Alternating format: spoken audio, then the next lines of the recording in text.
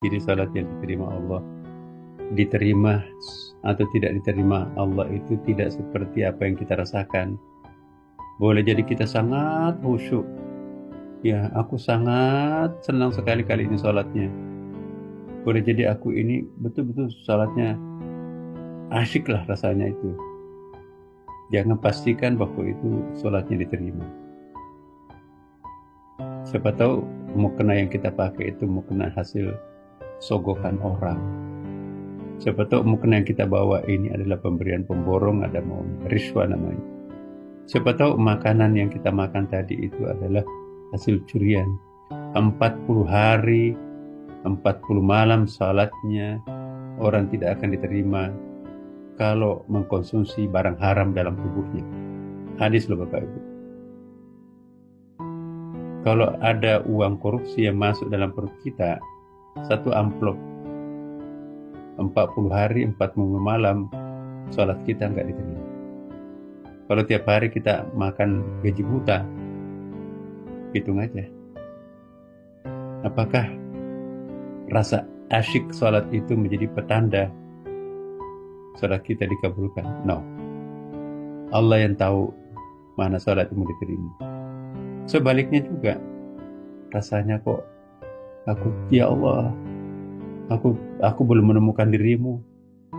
Ya Allah, aku masih gelisah. Ya Allah, perasaanku masih jauh karena aku ahlu dzunub, ahli dosa. Aku masih jauh denganmu. Boleh jadi itu justru salat yang diterima. Karena merasa rendah, merasa tidak pantas, merasa jauh, dan merasa tawadu, merasa takut terhadap Tuhan. Itu justru lebih bisa menjadi ciri-ciri salat yang diterima. Jadi ditolak atau diterimanya suatu ibadah itu tidak tergantung pada enaknya perasaan kita melakukan ibadah itu, tapi Allah punya kriterianya sendiri.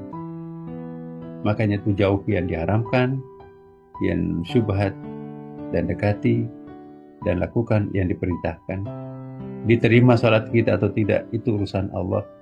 Yang penting kita melakukan. Ya Allah, inilah kemampuanku. Tidak bisa khusyuk 100%. Bahkan yang aku ingat penderitaanku, yang aku ingat kemelaratanku, yang aku ingat adalah anakku yang baru meninggal, yang aku ingat adalah makhlukmu, yang aku ingat macam-macam. Justru bukan ingatanku kepadamu. Tapi Allah mengatakan, tapi kamu kan sujud untuk aku. Kamu kan takbir tadi untuk aku. Kamu kan berikrar, inna sholati wa nusuki wa mahyaya wa mamati lillahi rabbil alamin. Ya.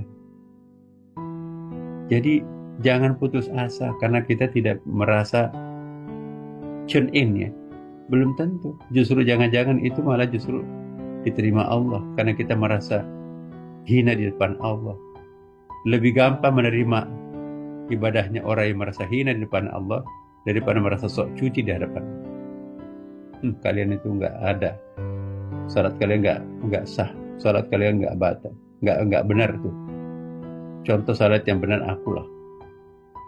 Allah lebih senang mendengarkan hambanya yang tawadu daripada mendengarkan hambanya yang bangga, sekalipun itu ulama. Ada hadisnya Nabi kan? Allah lebih senang mendengarkan jeritan tobatnya para pendosa daripada gemuruh tasbihnya para ulama. Gemuruh tasbihnya ulama itu biasa, tapi jeritan tobatnya para pendosa itu yang luar biasa. Jadi lakukan semaksimal mungkin. Kalau kita hanya ingat separuh, kalau kita hanya 1% pada Allah, udah. Yang penting jangan putus sholatnya.